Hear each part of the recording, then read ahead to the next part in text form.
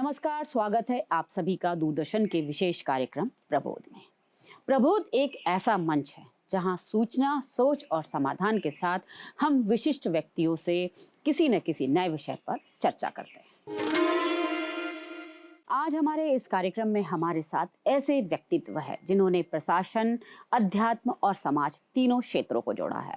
वे पूर्व राष्ट्रपति शंकर दयाल शर्मा के निज सचिव रहे हैं और अनुभवी प्रशासनिक अधिकारी भी रहे हैं।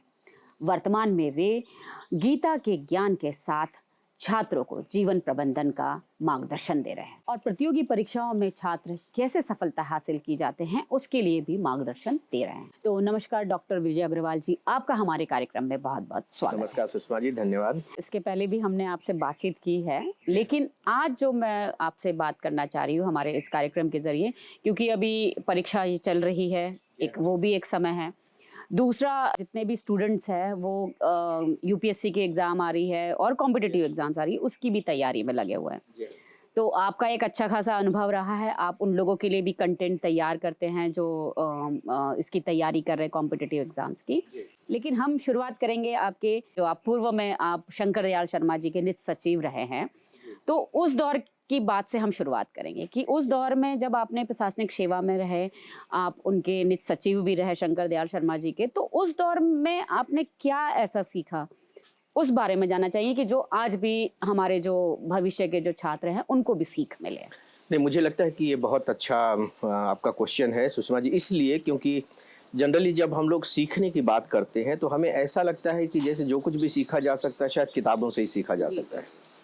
लेकिन मैं बताऊं कि जो मेरा अपना थोड़ा सा अनुभव रहा वो ये है कि व्यक्ति से जितना सीखा जा सकता है, बशर्ते कि आप सीखना चाहें, वो अद्भुत होता है। इसलिए क्योंकि जब आप व्यक्ति से सीखने की कोशिश करते हैं तो उसमें दिमाग से ज़्यादा दिल भी काम कर रहा होता है। तो जो बातें होती हैं वो दिल के अंदर उतरती चली जाती हैं और जो चीज़ अंदर उतर जाती है वही हमारे आचरण में आती है। जैसे वो जो 10 साल का मेरा दौर रहा शंकर दयाल शर्मा जी के वाइस प्रेसिडेंट और प्रेसिडेंट के पीरियड का, उस समय मतलब मेरा ये सौभाग्य रहा, उस समय मेरी उम्र जब मैंने इसकी शुरुआत की थी 29-30 ईयर्स के आसपास की थी।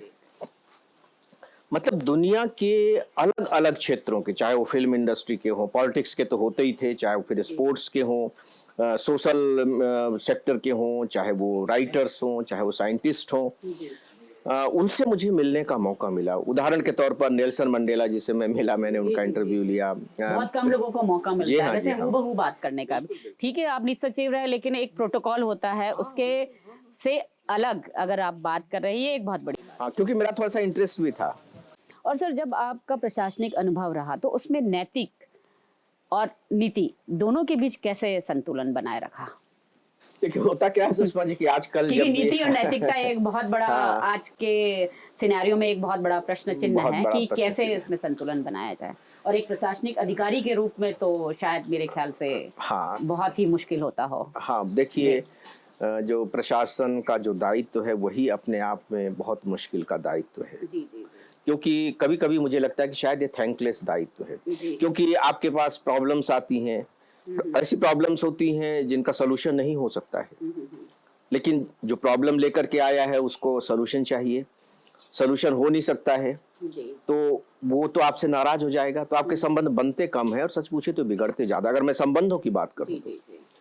लेकिन जहां तक एथिक्स का सवाल है, मुझे ऐसा लगता है सुषमा जी, खासकर आज के दौर को देखते हुए, उस समय भी ऐसा था और मुझे लगता है कि शायद इतिहास के सभी दौर में ऐसा रहा है।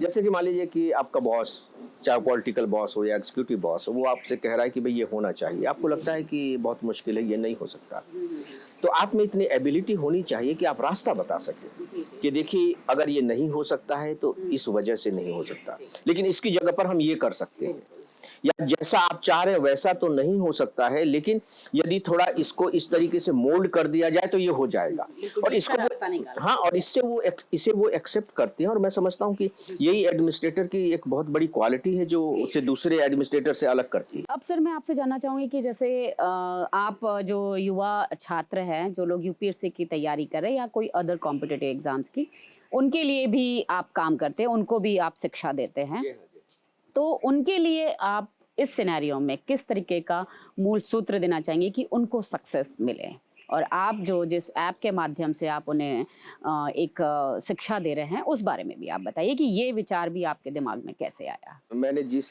परिस्थितियों में सिविल सर्विस एग्ज़ाम क्वालिफाई किया, बहुत ही कठिन परिस्थितियाँ थी। मैं प्राइवेट स्टूडेंट रहा, हम लोगों के समय में कोचिंग का ज़माना नहीं था।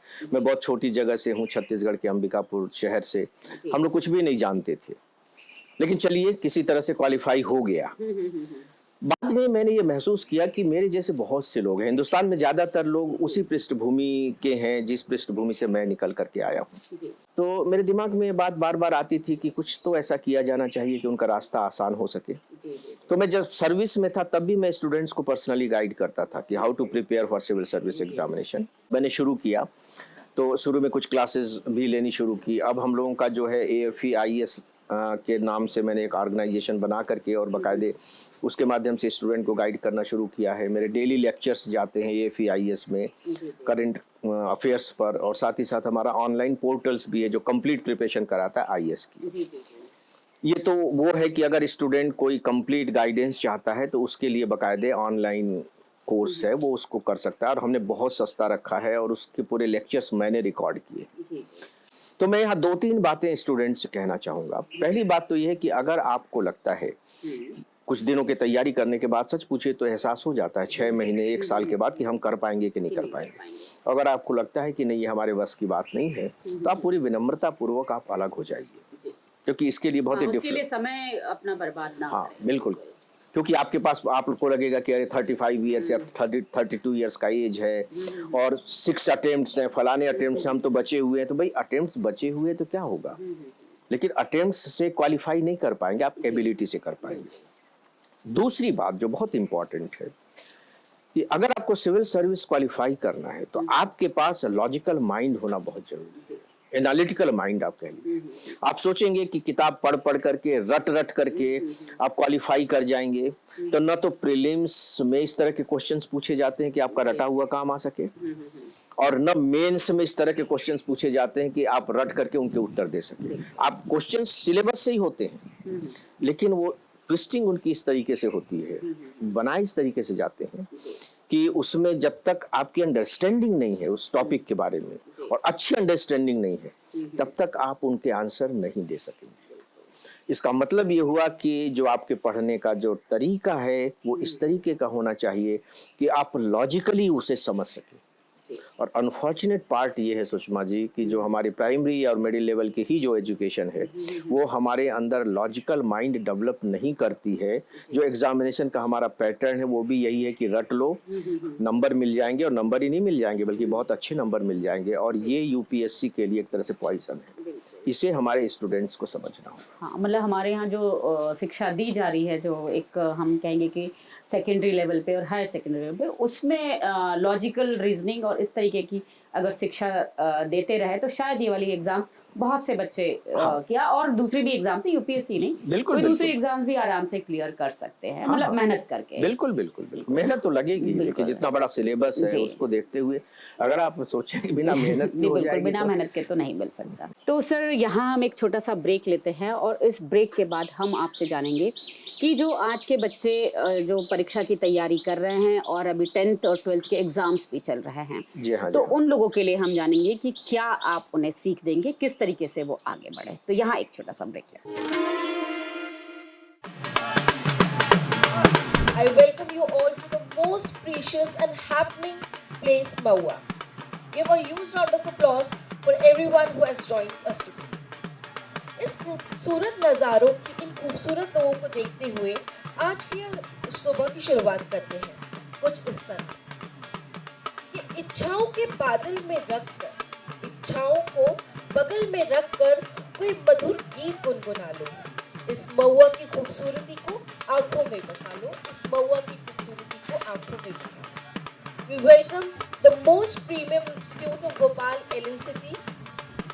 Give huge round of applause to them.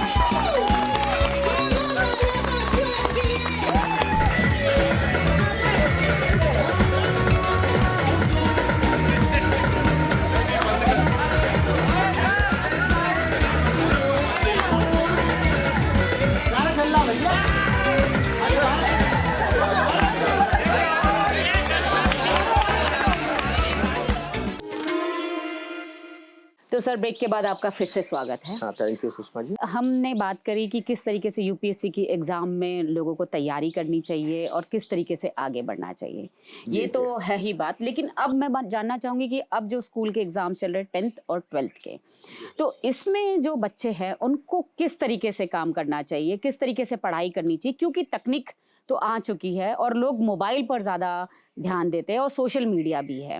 तो इस हिसाब से आप बताइए कि वो सोशल मीडिया से कितना दूर रहे और कितना तकनीक को इस्तेमाल करें जिससे कि उनको सफलता हासिल हो सके। सुषमा जी, बहुत अच्छा क्वेश्चन है आपका। दो बातें मैं कहना चाहूँगा कि देखिए, जो सोशल मीडिया है वो कितना जरूरी है ये आपको समझना होगा। जैसे जो टेक्नोलॉजी आपके पास आई है, तो टेक्नोलॉजी को आप एक सपोर्ट की तरह लीजिए। तो मुझे लगता है कि टेक्नोलॉजी जो आई है, अगर हम पढ़ने के बारे में बात करें तो उसमें आपको टॉपिक्स पर लेक्चर्स मिल जाते हैं, बहुत अच्छे लेक्चर्स मिल जाते हैं। तो आप उसे रेफरेंस बुक की तरह लीजिए, एक रेफरेंस मटेरियल की तरह लीजिए। अगर आप उसे मेन मटेरियल मान करके चलेंगे तो मुझे लगता है कि आप धोखा खा जाएंगे, पास हो जाएंगे, नंबर भी ठीक ठाक आ जाएंगे। लेकिन अल्टीमेट एम अगर आपका है कि किसी कॉम्पिटिटिव एग्जामिनेशन में क्वालिफाई करना है या कोई अच्छी नौकरी हासिल करनी है, तो मुझे लगता है कि ये मामला फिर काम नहीं करेगा, ये तरीका काम नहीं करेगा। जहाँ तक सोशल मीडिया से दूर रहने की बात है, देखिए एग्जामिनेशन के समय में तो आपको बिल्कुल सोशल मीडिया से 100% खट्टी कर लेना चाहिए कि भैया ठीक है, मैं अब रेफरेंस के लिए भी इस्तेमाल नहीं करूंगा तुम्हारा, क्योंकि रेफरेंस का तो तैयारी के लिए इस्तेमाल किया जाता है। अब हो गई ना तैयारी, अब तो आपको एग्जाम की तैयारी करनी। एग्जाम की तैयारी के समय स्टूडेंट्स को खासकर इस बात का ध्यान रखना चाहिए, अब मुझे सेलेक्टिव स्टडी करनी है। सेलेक्टिव स्टडी का मतलब है कि एग्जामिनेशन के पॉइंट ऑफ व्यू से जो टॉपिक इंपॉर्टेंट है बस उन्हें ही मुझे रिवाइज करना है। अगर आप पूरे सिलेबस के चक्कर में पढ़ेंगे तो बात नहीं बनेगी। अब सवाल ये उठता है कि सेलेक्टिव स्टडी करें कैसे, सेलेक्ट कैसे करें। बहुत आसान है, ये मुश्किल काम नहीं है। यहाँ तक कि सिविल सर्विस एग्जामिनेशन में भी आप जो प्रीवियस ईयर्स के क्वेश्चन पेपर हैं उठा करके देख लीजिए, 3 साल 5 साल के, तो बड़े आराम से आप आइडेंटिफाई कर लेंगे कि कुछ टॉपिक्स ऐसे होते हैं, कुछ चैप्टर्स ऐसे होते हैं जिस चैप्टर से हर साल सवाल पूछे जाते हैं।